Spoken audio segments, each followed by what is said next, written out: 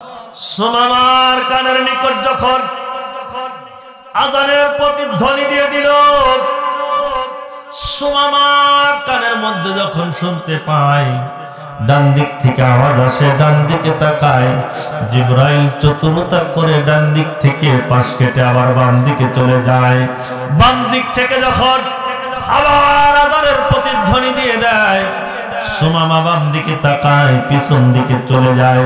পিছন দিক থেকে যখন আজানের শব্দগুলো ভেসে আসে, সুমামা পিছনের দিকে তাকায়। আল্লাহর নূরের ফেরেশতা কি সুমামার দেখা সম্ভব? দেখতে পান না, কিন্তু আজানের মায়ায় সুমামা পাগল হয়ে গেছে। সুবহানাল্লাহ পড়ি। আজানের মায়ায় সুমামা ব্যাকুল হয়ে গেছে। হায় রে হায়, এত সুন্দর আজান, এত সুন্দর আওয়াজ কোত্থেকে আসে? সুমামা এইবার পাথরটা ছেড়ে দেওয়ার কথা ভুলে গিয়েছেন। জোরে বলি সুবহানাল্লাহ। ওই দিন সুমামা নবীজিকে হত্যা করতে পারলো না। জিবরাইল একটা টান দিয়ে নবীজির পায়ের নিকটে সে জিহ্বাটা লাগায়া লাগায়া নবীজিকে ডেকে ডেকে বলেন, ইয়া রাসূলুল্লাহ, ইয়া হাবিবাল্লাহ, একটা বার আপনি উপরের দিকে তাকান ইয়া রাসূলুল্লাহ, একটা বার আপনি উপরের দিকে তাকান। বাহরাইনের প্রেসিডেন্ট আপনাকে হত্যা করার জন্য এসেছেন। মহান আল্লাহ নির্দেশ দিয়েছেন আপনি আপাতত জায়গাটা চেঞ্জ করেন। ওই দিন সুমামা আল্লাহ নবীকে মারতে পারলো না। নবীজির জলিলুল কদর হাতে গড়া সাহাবী 9 জন সাহাবীকে হত্যা করে সুমামা চলে যায়। 9 জন সাহাবীকে মেরে ফেলে সুমামা বাহরাইনের দিকে চলে যায়। নবীজিকে জিবরাইল সুমামার চেহারাটা একবার দেখা দিল। নবীও কান্দে, সাহাবীরাও কান্দে। নবী আমার কান্দে, কি অপরাধ করেছি রে সুমামা? আমার হাতে গড়া 9 জন সাহাবীকে মেরে ফেলে দিলি। নবীও কান্দে, আবু বকর কান্দে, ওমর কান্দে। নবী আমার ডাক দিয়ে বলল,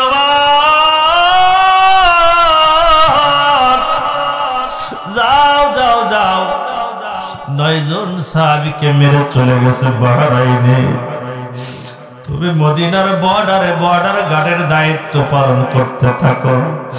আমি নবীর বিশ্বাস, বাহরাইন থেকে মক্কার মাটিতে আবু জেহেলের কাছে পুরস্কার নেওয়ার জন্য যাবে, মিষ্টি বিতরণ করার জন্য যাবে। আল্লাহ নবীর উপর যখন নিপীড়ন নির্যাতন অত্যাচার করতে গিয়েছে, আল্লাহ রাব্বুল আলামিন জায়গায় তাদেরকে আযাব দিয়েছে। কথা বলেন ঠিক কিনা? আজ পর্যন্ত যারা আল্লাহ নবীর সঙ্গে বেয়াদবি করবে, আল্লাহর কোরআনের সঙ্গে দুশমনি বেয়াদবি করবে, তথা হক্কানি উলামায়ে কিরামদের বিরুদ্ধে যারা সমালোচনা করবে, আল্লাহি আল্লাহি আল্লাহি আল্লাহ রাব্বুল আলামিন এই পৃথিবীর মধ্যে তাদেরকেও নেস্তেনাবুদ করে দিবেন। কথা বলেন ঠিক কিনা? জীবনের যত প্রেম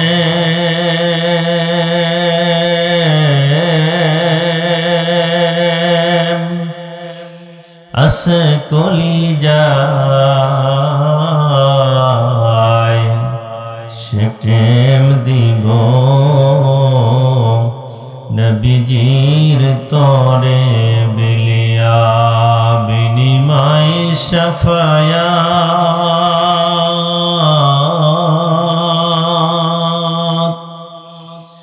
বিনিময় শাফায়াত তার যদি হয়,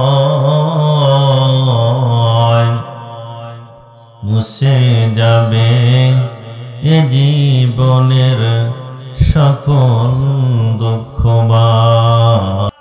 আল্লাহর নবী সাল্লাল্লাহু আলাইহি ওয়াসাল্লাম যতদিন পর্যন্ত এই কোরআনুল কারীমের মিশন প্রতিষ্ঠিত করতে না গিয়েছিলেন, দীর্ঘ তার 40টি বছর নবুয়তের পূর্বের সময় একজন মানুষ আল্লাহর নবী মুহাম্মদ বিন আব্দুল্লাহ সাল্লাল্লাহু আলাইহি ওয়াসাল্লামকে কষ্ট দেন নাই, বকা দেন নাই, আঘাত দেন নাই, নবীজির উপর জেল জরিমানা হয় নাই। যখন বিশ্ব নবী কোরআন হাতে নিয়ে আল্লাহর দ্বীন প্রতিষ্ঠিত করতে শুরু করে দিয়ে দিল, বিশ্ব নবীজির উপর চতুর্মুখী আক্রমণ শুরু হয়ে গেল। কতক্ষণ ঠিক কিনা? আমার দেশে অনেক বক্তা বক্তব্য দেয়, তাদের বিরুদ্ধে কোনো সিদ্ধান্ত আসে না জালিমের পক্ষ থেকে, কিন্তু যারা হক কথা কোরআন খুলে বলতে চায় তাদের বিরুদ্ধে ষড়যন্ত্র হয়। কতক্ষণ ঠিক কিনা? সম্মানিত প্রিয় ভাইরা আমার, আমি সেই কোরআনুল কারীম থেকে সংক্ষিপ্ত আকারে অল্প সময় আপনাদেরকে নিয়ে কিছু কথা শোনাবো। আল্লাহ পাক যদি তৌফিক দান করেন সকলেই পড়ুন আল্লাহুম্মা।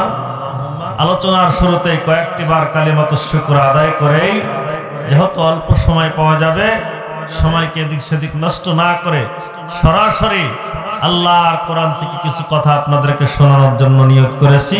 আমার ভাইয়েরা, আমার বাবাজিরা, সম্মানিত উপস্থিতি, মুসল্লিয়ান ইকরাম, বিশ্ব নবী রহমাতাল লিল আলামিন, মানবতার শিক্ষক, মানবতার আদর্শ, সাপা পাহাড়ের উপর দাঁড়িয়ে ভোরবেলায় তিনি বক্তব্য দিলেন, ইয়া সাবাহা, ইয়া সাবাহা, ইয়া সাবাহা, হে ভোরের জনগণ, হে ভোরের জনগোষ্ঠী। এই বক্তব্য যখন দিয়ে দিল, আল্লাহর নবী সাল্লাল্লাহু আলাইহি ওয়াসাল্লামের এই মেসেজটা, আওয়াজটা আরবের সব গোত্রীয় নেতাদের কান পর্যন্ত চলে গেল। সব গোত্রীয় নেতারা এসে হাজির হয়ে গেল। নবী আমার ডাক দেয়া বলেন, আরবের গোত্রীয় নেতারা তোমরা শুনে নাও, আমি মুহাম্মদকে তোমরা কতটুকুন ভালোবাসো, কতটুকুন বিশ্বাস করো। এক বাক্যে জবাব দিয়ে দিলেন, মুহাম্মদ বিন আব্দুল্লাহ, আমরা তোমাকে আমাদের নিজের সন্তান ভাই ভাতিজার মতোই ভালোবাসি। জোরে বলি সুবহানাল্লাহ। আল্লাহর নবী যখন এই বক্তব্য দিয়ে দিল, ও মুহাম্মদ, তুমি তো একটা মিথ্যা বলো নাই, জীবনে আমরা দেখেছি একটা মিথ্যার আশ্রয় গ্রহণ করো নাই। তাই যদি হয়, আমি মুহাম্মদ বলছি যে পাহাড়ের উপর দাঁড়িয়ে আছি, পাহাড়ের অপোসাইডে, অপোজিটে সরীসৃপ, বাঘ, ভাল্লুক, হিংস্র প্রাণী তোমাদেরকে আক্রমণ করার জন্য ছুটে চলে আসছেন। এই কথা যদি তোমরা বিশ্বাস করো, তাহলে আমি মনে করব আমি মুহাম্মদকে ভালোবাসো। ও মুহাম্মদ, অবশ্যই বিশ্বাস করি, তুমি যদি বলতে পারো। আল্লাহু আকবার পড়ে। এই সুযোগ বুঝে বিশ্ব নবীজি দেখলেন সকলের হৃদয়টা নরম হয়ে গেছেন। নবী আমার ডাক দেয়া বলেন, এই জীবন জীবন নয়, পরকাল আছে, আখিরাত আছে। এই পাহাড়টা হলো তোমাদের মৃত্যু নামক একটা পাটিশান। তোমাদেরকে বলেছি অপোজিটে সরীসৃপ, বাঘ, ভাল্লুক আছে। এই জীবন জীবন নয়, এই মৃত্যুর পরে তোমাদের জন্য জাহান্নামের আগুন নির্ধারিত হয়ে গেছে। জোরে বলি নাউজুবিল্লাহ। বিষয়টা কেউ বুঝুক আর না বুঝুক, জায়গায় ছিল আবু লাহাব, সঙ্গে সঙ্গে বড় একটা পাথর হাতে নিয়ে আবু লাহাব ডাক দিয়ে বললেন, তাব্বালাকা ইয়া মুহাম্মদ, আহলে হাযা জামাতানা। ও মুহাম্মদ, তুমি বুঝি এই জন্যই আমাদেরকে একত্রিত করেছো, একত্রিত জামায়াত করেছো। তোমার এই বক্তব্যটা এইখানে আমি নির্বাক করে দিতে চাই, নিভিয়ে দিতে চাই। আবু লাহাব হাতের মধ্যে এক খণ্ড বড় পাথর নিয়ে নবীজির উপর আঘাত করতে যায়। জোরে বলি নাউজুবিল্লাহ। আমার আল্লাহ রাব্বুল আলামিন আসমান থেকে ডাক দিয়ে বলেন, তাব্বাত ইয়াদা আবি লাহাবিন ওয়া তাব। পড়েন একবার, তাব্বাত ইয়াদা আবি লাহাবিন ওয়া তাব মা আগনা আনহু মালুহু ওয়া মা কাসাব। আওয়াজ দিয়ে পড়ুন আল্লাহু আকবার। বিশ্ব বিশ্ব নবীজির উপর যখন পাথর নিক্ষেপ করতে শুরু করে দিয়ে দিল, আল্লাহ বরদাস্ত করেন নাই। আবু লাহাবকে জায়গায় ধ্বংস করে দিয়েছেন। আজও পর্যন্ত যারা আল্লাহর নবীর উপর, কোরআনের উপর আঙ্গুল ঢোকায়, হাত ঢোকাতে চায়, তাদেরকেও বিশ্বের মানচিত্রে ধ্বংস করে দিবে। কথা বলেন ঠিক কিনা? কওমে আদ, কওমে সামুদ, কওমে ফিরাউন, কওমে লূত, কওমে আবু জেহেল, কওমে উতবা, শাইবা, ওয়ালিদ বিন মুগীরার গোষ্ঠীগুলো আল্লাহর নবীর উপর যখন নিপীড়ন, নির্যাতন, অত্যাচার করতে গিয়েছে, আল্লাহ রাব্বুল আলামিন জায়গায় তাদেরকে আযাব দিয়েছে। কথা বলেন ঠিক কিনা? আজ পর্যন্ত যারা আল্লাহর নবীর সঙ্গে বেয়াদবি করবে, আল্লাহর কোরআনের সঙ্গে দুশমনী বেয়াদবি করবে, তথা হক্কানি উলামায়ে কিরামদের বিরুদ্ধে যারা সমালোচনা করবে, আল্লাহি আল্লাহি আল্লাহি আল্লাহ রাব্বুল আলামিন এই পৃথিবীর মধ্যে তাদেরকেও নেস্তেনাবুদ করে দিবেন। কথা বলেন ঠিক কিনা? আমার ভাইরা, সম্মানিত দ্বীনি ভাইরা আমার, আল্লাহর নবী সাল্লাল্লাহু আলাইহি ওয়াসাল্লাম আবু জেহেলের দরজায় যখন চলে গেল, খাদিজাতুত তাহিরাকে ডাক দিয়ে বললেন, খাদিজা, আমি আবু জেহেলের ঘরের দরজায় চলে যাচ্ছি, আমি আবু জেহেলকে কালেমার দাওয়াত দিতে যাচ্ছি, খাদিজা একটু তুমি রক্ষা রেখো। নবী আমার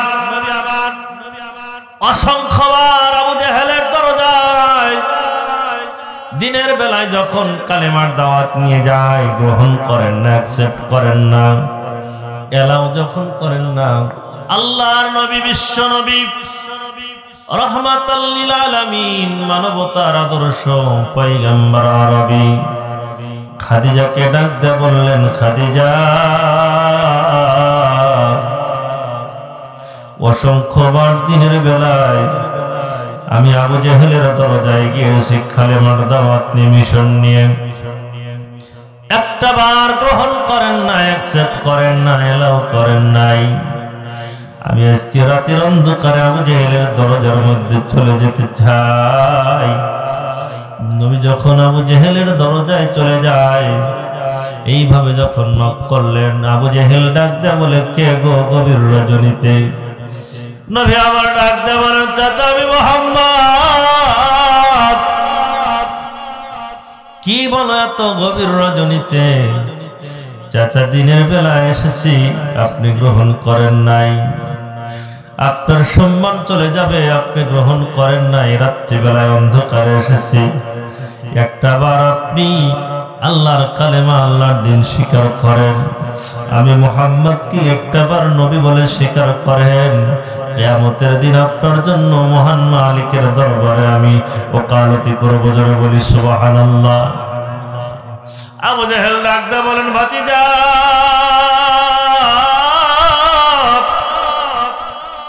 একটু তুমি বসো, অপেক্ষা করো, ওয়েট করো।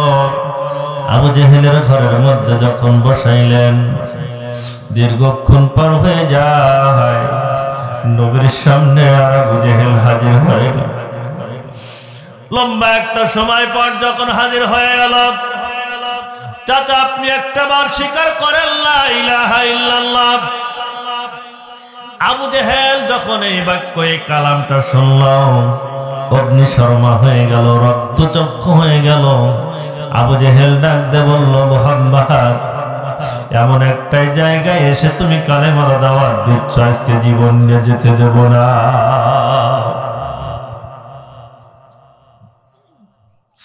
পিছন দিক থেকে একটা লম্বা চাবুক বের করে নবীজির পৃষ্ঠের উপরে শা করে যখন চাবুকে আঘাতগুলো করে দিল, নবী সহ্য করতে পারে না, একবার হুশ একবার বেহুশ জমিনে পড়ে যায়। নবী ডাক দিয়ে বলেন, আবু জেহেল,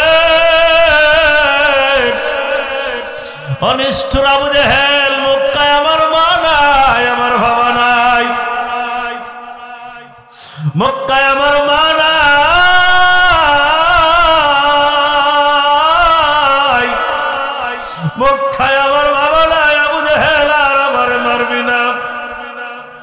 নবী সহ্য করতে পারে না, জমিনের মধ্যে গড়াগড়ি খায়।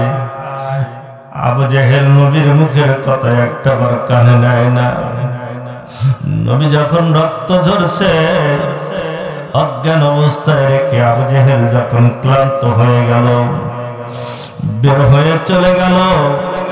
আল্লাহর নবীর একটু হুঁশ যখন ফিরে গেল, দেখে আবু জেহেলের দরজাটা ওপেন করা রয়েছে, খোলা রয়েছে।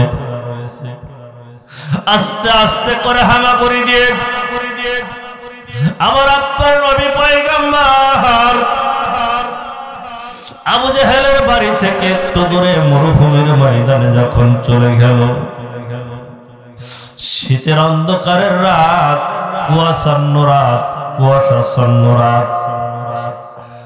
আল্লাহর নবী চাদরটা জড়িয়ে মাথাটাকে আড়াল করে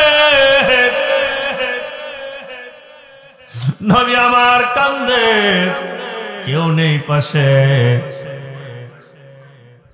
হঠাৎ করে খাদিজাতুল কুবরা দেখে নবী ঘরে নাই। নবী যেই বিছানায় থাকার কথা ওই জায়গাতে নাই। নবী যেই জায়গাতে নামাজে দাঁড়িয়ে থাকে ওই জায়গাতেও নাই। খাদিজার হঠাৎ করে মনে পড়ে যায় রাতের প্রথম দিকে মুহাম্মদুর রাসূল সাল্লাল্লাহু আলাইহি ওয়াসাল্লাম বলল, খাদিজা আমি আজকে আবু জেহেলের ঘরের মধ্যে কালেমার দাওয়াত নিয়ে যাচ্ছি। খাদিজা একটা পা দুটা পা করে আল্লাহর নবীর খোঁজ করতে করতে করতে করতে আবু জেহেলের দরজা পর্যন্ত যখন হাজির হয়ে গেল, একটু পূর্বে দেখতে পায় কে যেন একটু দূর থেকে কান্নার আওয়াজ ভেসে আসে। নবীজি পায়ের আওয়াজ শুনে ভালোভাবে দেখা যায় না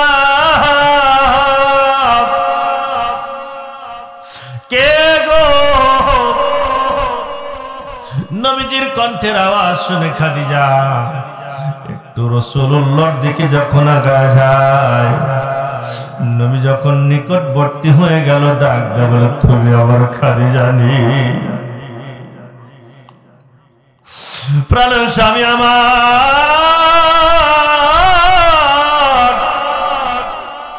আপনি তো চলে গেলেন আবু জেহেলের দরজায় আবু জেহেলের কাছে দাওয়াতের মিশন নিয়ে। কেন এমন দশা আপনার হলো? কি হয়েছে আপনার একটাবার বলে দেন। নবী আমার কান্দে, খাদিজা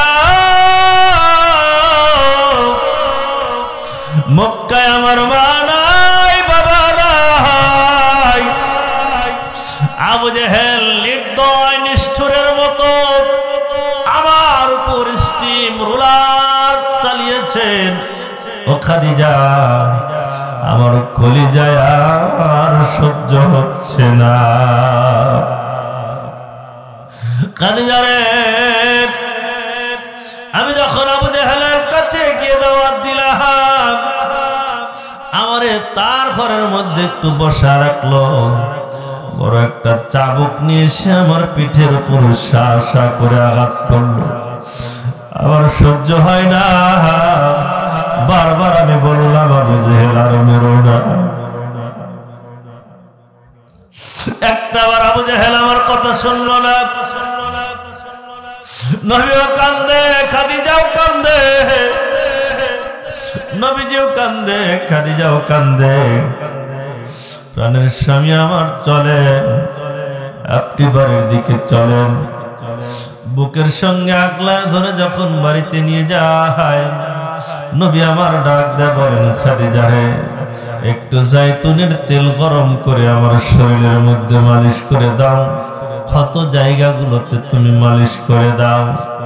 খাদিজা যখন তেলটা গরম করে আল্লাহর নবীর পৃষ্ঠদেশে যখন মালিশ করতে যায়, নবী আমার চিৎকার মেরে মেরে কাঁদতে, খাদিজা একটু আস্তে আস্তে আমার পৃষ্ঠের উপর তুমি হাত লাগায়া দাও। কোন নবীরে মারো, কোন নবীর হত্যা করতে যাও, কোন নবীর আঘাত করো, যেই নবী পৃথিবীর মধ্যে না আসলে আমার আপনার মতো গুনাহগারের আসা সম্ভব হতো না। কথা বলেন ঠিক কিনা? কথা বলেন ঠিক কিনা? খুব কষ্ট হচ্ছে ভাই। সম্মানিত প্রিয় ভাইয়েরা আমার, এক একটা পয়েন্টের উপর যদি কথা বলি লম্বা সময় লেগে যাবে। তকদিরে যদি হেদায়েত না থাকে পৃথিবীর কোনো মানুষকে হেদায়েত মানুষ দিতে পারে না। আল্লাহ রব্বুল আলামিন ডাকতে বলেন, ইন্নাকা লা তাহদি মান আহাবাবতা ওয়ালাকিন্নাল্লাহা ইয়াহদি মান ইয়াশাউ ওয়া হুয়া আ'লামু বিল মুহতাদিন। আল্লাহু আকবার বলেন। আল্লাহ পাক ডাকতে বলেন, নিশ্চয় হেদায়েতের মালিক হলো আমি আল্লাহ। পৃথিবীর কোন মানুষের হাতের মধ্যে হেদায়েতের চাবিকাঠি দেওয়া হয় নাই। আমার প্রিয় ভাইয়েরা, ওই মহান মালিক যাকে হেদায়েত দেন সেই হেদায়েত পায়। কথা বলেন ঠিক কিনা? সম্মানিত প্রিয় ভাইয়েরা আমার, নবীজি যখন কালেমার মিশন বারবার প্রতিষ্ঠিত করতে চায়, মক্কা মাটিতে প্রতিষ্ঠিত করতে চায়, আবু জেহেলের কলিজার মধ্যে সহ্য হয় না। আমার দেশের এক জাতীয় মানুষ আছে, আল্লাহর কোরআন দিয়ে কথা বলতে গেলে 14 জায়গায় স্বীকৃতি নেওয়ার প্রয়োজন হয়েছে। কথা কোন ঠিক কিনা? মুসলিম জাতি কোরআনের কথা বলবে, অমুসলিম হিন্দুদের কাছ থেকে অনুমতি নেওয়ার প্রয়োজন হতে পারে না। কথা কোন ঠিক কিনা? আল্লাহ লাহুল খালক ওয়াল আমর, সৃষ্টি যার হুকুম চলবে। সম্মানিত প্রিয় ভাইয়েরা আমার, আল্লাহর সঙ্গে টক্কর দিলে, গাদ্দারি করলে আল্লাহ রাব্বুল আলামিন কওমে আদ সামুদ জাতিকে যেমনি ভাবে ধ্বংস করে দিয়েছে তেমনি ভাবে আজও ধ্বংস করতে সক্ষম। কথা বলেন ঠিক কিনা? এই জন্য বলবো ভাই, গ্যারান্টি দেওয়া যাবে না, গ্যারান্টি দেওয়া যাবে না।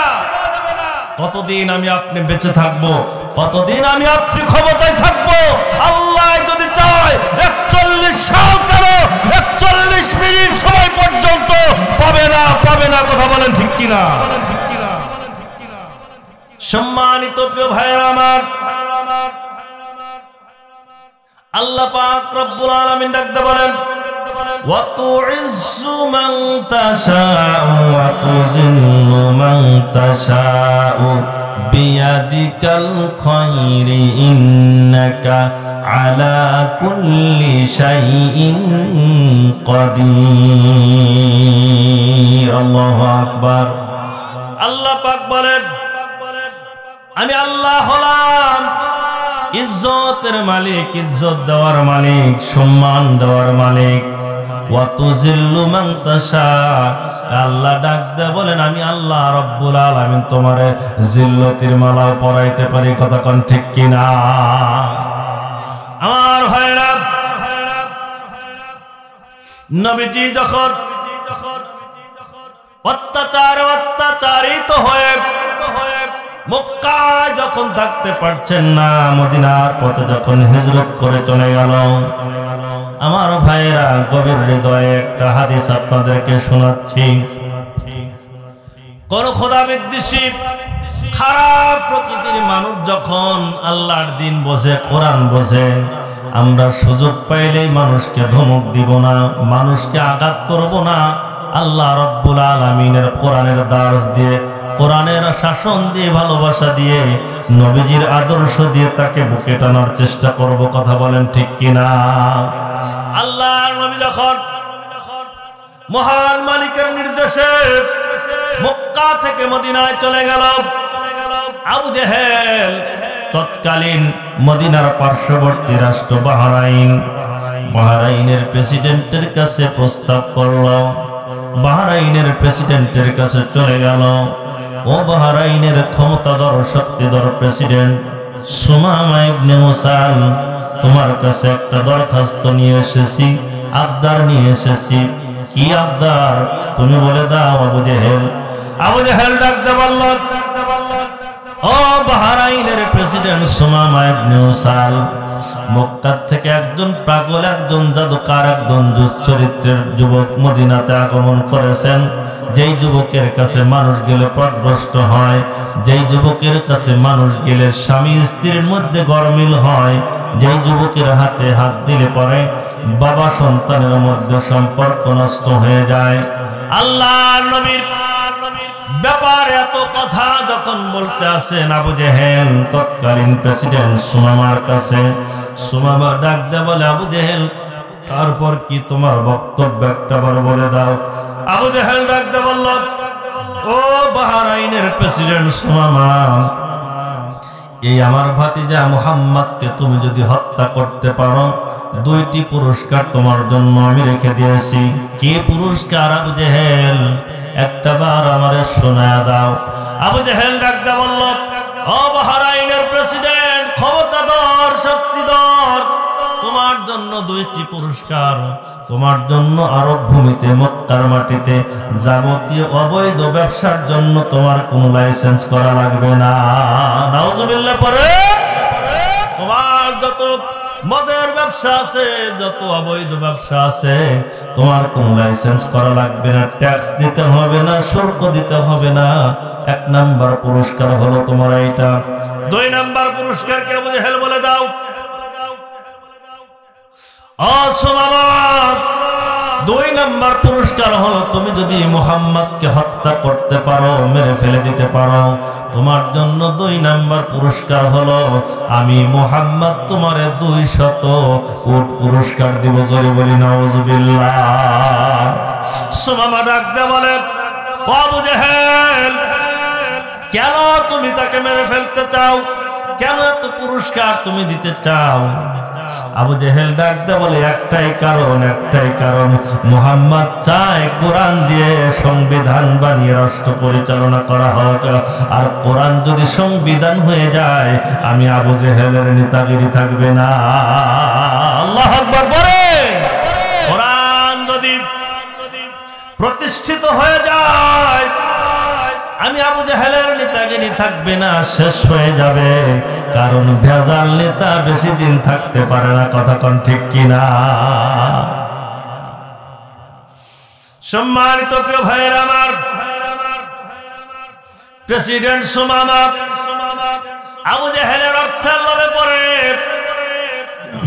ব্যবসার লোভে পড়ে আল্লাহ নবীকে হত্যা করার জন্য বাহরাইন থেকে মদিনার পথ যখন ধরল, 10 থেকে 15 জনের একটা বাহিনী নিয়ে এসে, একটা দল নিয়ে এসে মুহাম্মদ সাল্লাল্লাহু আলাইহি ওয়াসাল্লামকে যখন খুঁজতে আসেন, খুঁজতে দেখতে পারলেন বিশ্ব নবীজি মদিনার একটা পাহাড়ের নিচে একটু আরাম ফরমাচ্ছেন।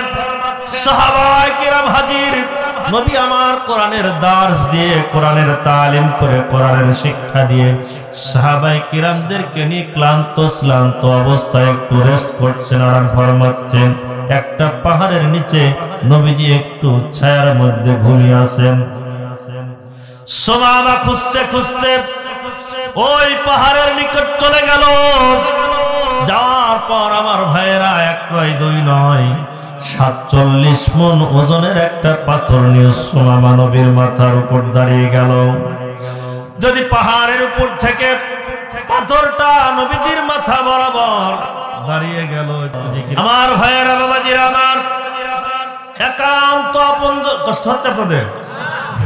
একান্ত আপনজনের আমার,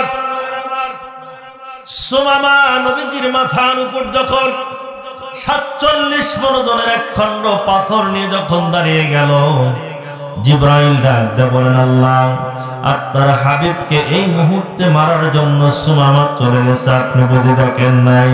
আমার আল্লাহ ডাকতে বলেন, জিবরাইল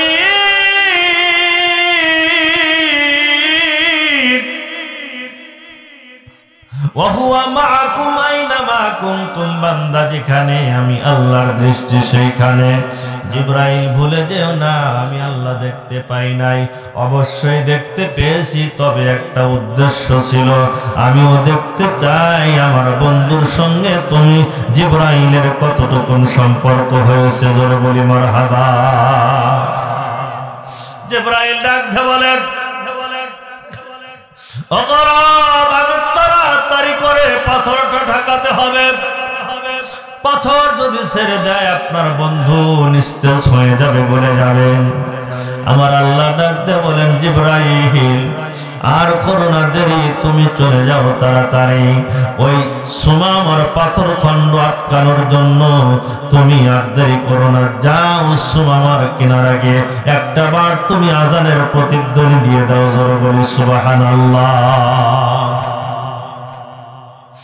জিবরাইল একেবারে মদিনার পাহাড়ের উপর দাঁড়িয়ে, সুমামা যেখানে দাঁড়িয়ে আছেন পাথর হাতের মধ্যে নিয়ে, আল্লাহর ফেরেশতা জিবরাইল সঙ্গে সঙ্গে আজানের প্রতিধ্বনি দিয়ে দিচ্ছেন, আল্লাহু আকবার, আল্লাহু আকবার, আল্লাহু আকবার,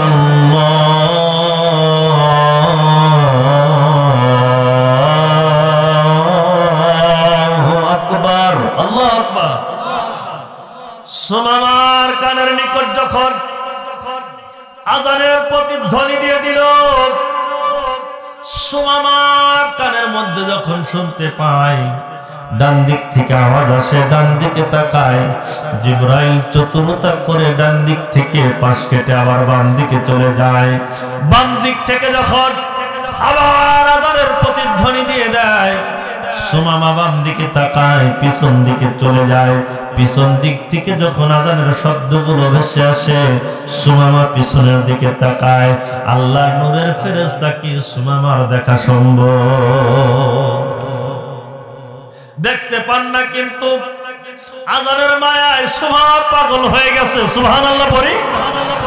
আজানের মায়ায় সুমামা ব্যাকুল হয়ে গেছে। হায় রে হায়, এত সুন্দর আজান, এত সুন্দর আওয়াজ কোত্থেকে আসে? সুমামা এইবার পাথরটা ছেড়ে দেওয়ার কথা ভুলে গিয়েছেন। জোরে বলি সুবহানাল্লাহ। আমার ভাইয়েরা, ওই দিন সুমামা নবীজিকে হত্যা করতে পারলো না।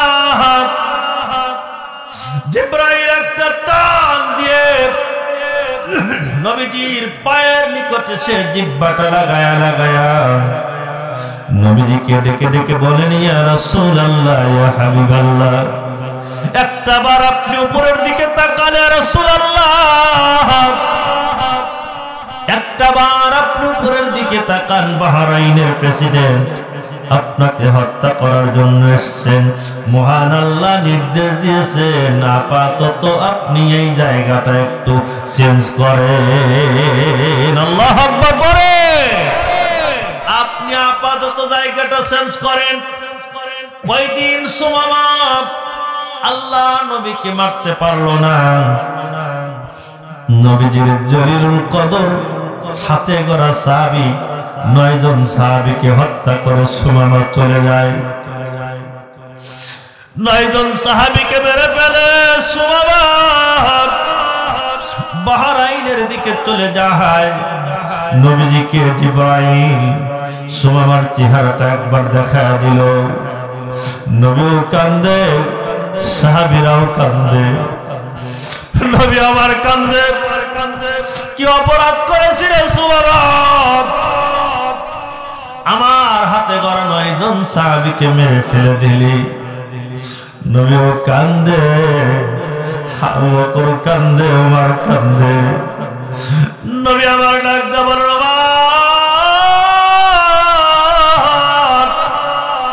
যাও যাও যাও, 9 জন সাহাবীকে মেরে চলে গেছে বাহরাইনে। তুমি মদিনার বর্ডার গার্ডের দায়িত্ব পালন করতে থাকো।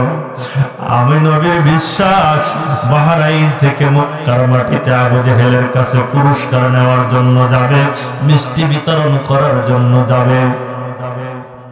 আমার ভাইরা, তৎকালীন সময় মক্কার মাটিতে আল্লাহর নবীকে নবীজির সাহাবায়ে কেরামকে মেরে হত্যা করে অপমান অপদস্থ করে আবু জেহেল মিষ্টি বিতরণ করেছে। আজও আল্লাহর কোরআনের পাখিদেরকে অপমান করে আমার দেশের কিছু নাস্তিকরা মিষ্টি বিতরণ করে। কতক্ষণ ঠিক কিনা?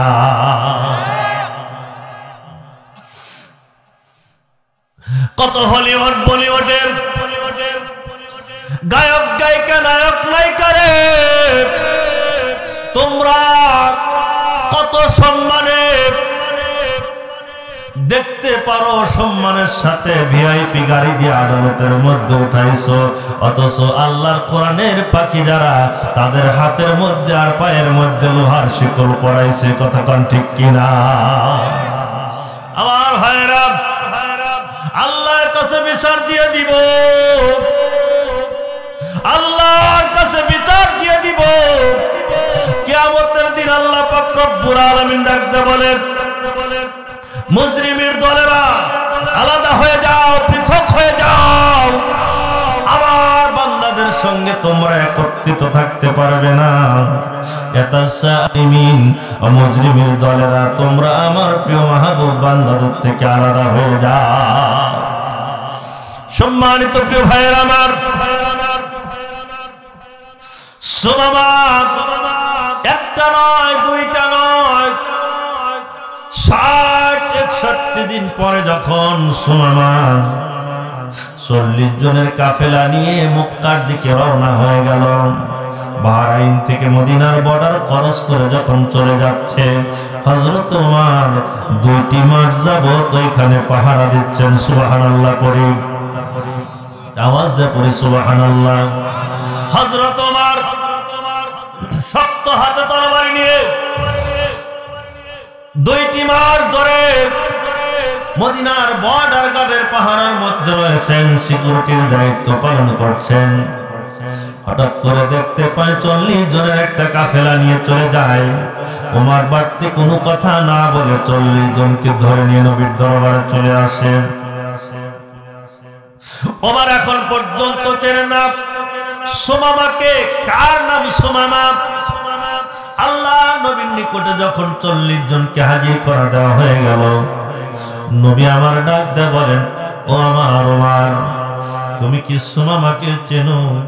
ওমর ডাক দিয়ে বলেন, না ইয়া রাসূলুল্লাহ, আমি সুমামাকে চিনি না। প্রত্যেক জুমায় খুতবার মধ্যে শুনে থাকেন, আরহাম উম্মতি বি উম্মতি আবু বকর ওয়া আশুদ্দাহুম ফি আমরিল্লাহি উমর ওয়া আসদাকুহুম হায়ান উসমান ওয়া আকদাহুম আলী রাদিয়াল্লাহু তাআলা আনহু। খতিবদের মুখে প্রত্যেক জুমায় আপনারা এই বক্তব্য শুনে থাকেন, এই খুতবার আওয়াজগুলো শুনে থাকেন।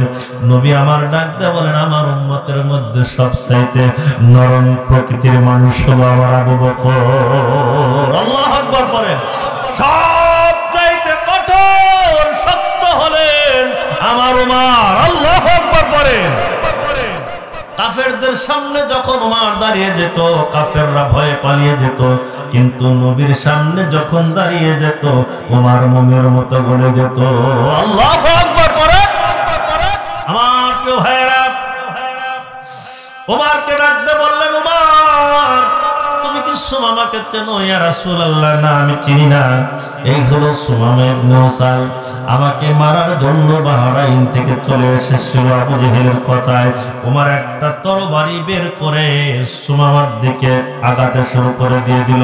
আল্লাহ রাব্বুল আলামিন ডাকতে বলেন, ইয়া আইয়ুহাল্লাযীনা আমানু লা তারফাউ আসওয়াতাকুম ফাওকা সাওতিন নাবিয়্যি ওয়া লা তাজহারু লাহু বিল কওলি কাজাহরি বা'দিকুম লিবা'দিন আন তাহবাতা আমালুকুম। আওয়াজ দিয়ে পড়ুন আল্লাহু আকবার। নবী ডাকদা বলেন, ওমর ইজলিস, বসে যাও। নবীর কথার চাইতে জোরে কথা তোমার হতে পারে না। নবীর আওয়াজের চাইতে আওয়াজ যদি জোরে হয় আল্লাহ পাক ডাক দিয়ে বলেন আনতাহবাতা আমালুকুম, তার জীবনের সব আমল আল্লাহ রাব্বুল আলামিন ধ্বংস করে দেয়। আমার ভাইরা কষ্ট হচ্ছে আপনাদের? সম্মানিত হাজিরিন, সম্মানিত প্রিয় ভাইরা আমার,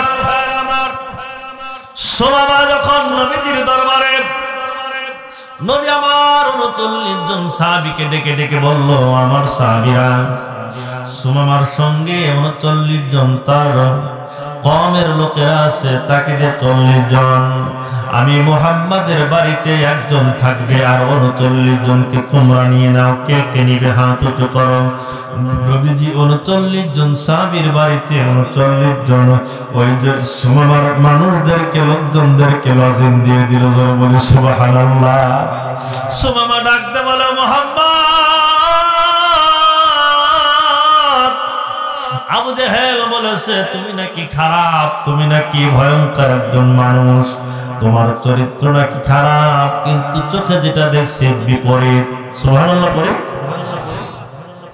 কতবার আমি জেলখানায় গিয়েছি, আটক হয়েছি, কত ধরনের পেদানি খেয়েছি, রিমান্ড দিয়েছেন। তুমি মুহাম্মদকে মারার জন্য এসেছিলাম, জানার পরেও ধরে নিয়ে এসে তুমি জায়গিয়ে দিয়ে দিচ্ছ, শ্বশুর বাড়ির মতো আদর করছো। জোরে বলি সুবহানাল্লাহ।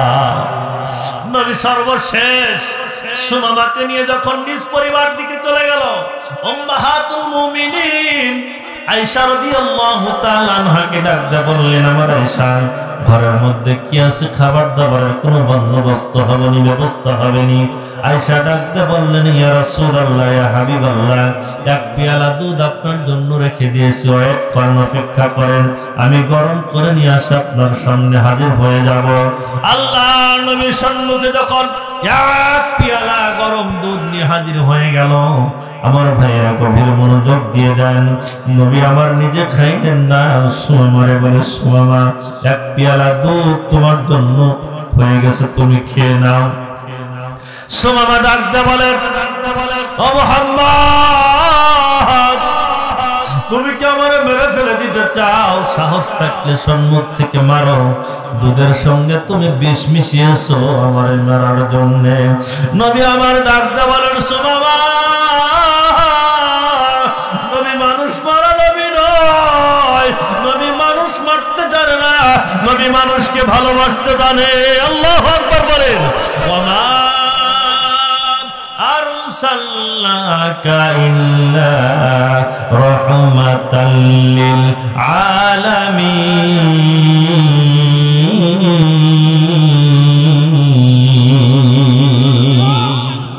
আমার আল্লাহ ডাক দে বলেন সূরা আল আম্বিয়া শেষ পৃষ্ঠা শেষ টুকুর মধ্যে ডাক দে বলেন, আমি আমার বন্ধু হাবিবুল্লাহ পয়গম্বর আরবীকে তামাম জগতের, এহ জগৎ পর জগতের জন্য রহমত করে প্রেরণ করেছে। জোরে বলি সুবহানাল্লাহ। নবী ডাক দে বলেন, সুবহানা, মুহাম্মদ মানুষ মারে না, মুহাম্মদ মানুষকে মানবতা শিখায়, আদর্শ শিখায়, ভালোবাসা শিখায়। একটা বার তুমি দুধটা পান করো, ও মুহাম্মদ না, তুমি দুধের সঙ্গে বিষ মিশ্রণ করে দিয়েছো। নবী আমার বলে, সুমামা, তাই যদি হয় তোমার মনের বিশ্বাস, তাহলে এক পেয়ালার মধ্য থেকে 2-1 ঢোক আমি মুহাম্মদ আগে পান করে নিচ্ছি। নবী যখন 2-1 ঢোক পান করে সুমামাকে ডাকতে বলো, সুমামা, এইবার তুমি খাও। সুমামা তাও খেতে চায় না। পাশ থেকে আবু বকর ডাকতে বলে, সুমামা, আমি সর্বপ্রথম ঈমান গ্রহণ করেছি, ইসলাম গ্রহণ করেছি। আমি আবু বকর যদি আজকে হইতাম সুমামার জায়গায়, আমার কপালটা ভালো হয়ে যেত। নবী নুরানি হাত মুবারক দিয়ে তোমারে দুধ পান করাইতে যায়, আর তুমি ছলনা করো। ও সুমামা, একটা বার তুমি নবীর হাতের দুধটা পান করো, আল্লাহ চাহে তো তোমার হৃদয়ের মধ্যে হেদায়েত দিতে পারেন। জোরে বলি সুবহানাল্লাহ। আমার ভাইরা, নবী আমার যখন সুমামার মুখের মধ্যে ঢক ঢক করে দুধগুলো ঢেলে দিচ্ছে, সুমামা খাইতে চাই না, জোরপূর্বক যখন সুমামার কলিজার মধ্যে চলে গেল, পেটের মধ্যে চলে গেল, সুমামা ডাকতে বলে, মুহাম্মদ, জীবনে অনেকবার আমি দুধ খেয়েছি, কিন্তু আমার কলিজাটা আজকে শীতল হয়ে গেল। আল্লাহু আকবার পড়ে। আমার ভাইরা, আবু বকর কান্দে, ও সুমামা, তোমার জীবনটা বড় ধন্য, তোমার জীবনটা বড় ধন্য, তোমার মতো সুমামাকে নবীজি নিজের হাত দিয়ে দুধ পান করাইতেছেন। আমার ভাইয়েরা, সুমামা ওই দিন চলে গেল, ওই দিন চলে গেল, ওই দিন চলে গেল, মদিনার থেকে যখন চলে গেল, পরবর্তীতে সুমামা কেমনে করে ইসলাম গ্রহণ করলো, ঈমান গ্রহণ করলো, পরবর্তীতে যখন মুসাইলামাতুল কাযযাব পণ্ড নবী দাবি করলো, সিদ্দিক আকবর হযরতে আবু বকরের সময় কেমন করে ইসলাম গ্রহণ করলো, কেমন করে মুসলমানদের পক্ষে কথা বললো, এই বাকি কথাগুলো আমাদের শোনার দরকার আছে না নাই? আমার ভাইয়েরা, আমি এই কথাগুলো বলবো, কিন্তু তার পূর্বে দীর্ঘক্ষণ হয়ে গেছে, 1 ঘন্টা প্লাস হয়ে গেছে কথা বলতে আছে, কিন্তু যেহেতু মসজিদ কেন্দ্রিক মাহফিল, এদিকে একটু লক্ষ্য রাখতে হবে। আল্লাহর নবী ডাকতে বলেন, ও আমার দাদা, কি আগে জান্নাতে যেতে চাও?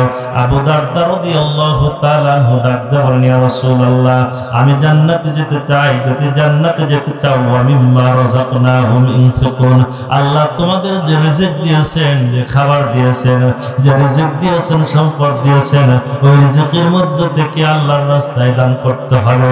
এই কথা বলে যখন আল্লাহর নবী সাহাবায়ে কেরামের সম্মুখে হাত পেতে দিয়ে দিলেন, সর্বপ্রথম আবু দারদা রাদিয়াল্লাহু তাআলা আনহু নবীজির হাতে এত সম্পদ দিয়ে দিলেন, আল্লাহর নবী খুশি হয়ে আবু দারদার জন্য দোয়া করে দিলেন। আমার ভাইয়েরা, আমি বাকি আলোচনা যদি সময় সুযোগ হয় বলা যাবে, সম্ভব হলে, সময় না হলে বলা সম্ভব হবে না। আমার ভাইয়েরা, এই যে মসজিদ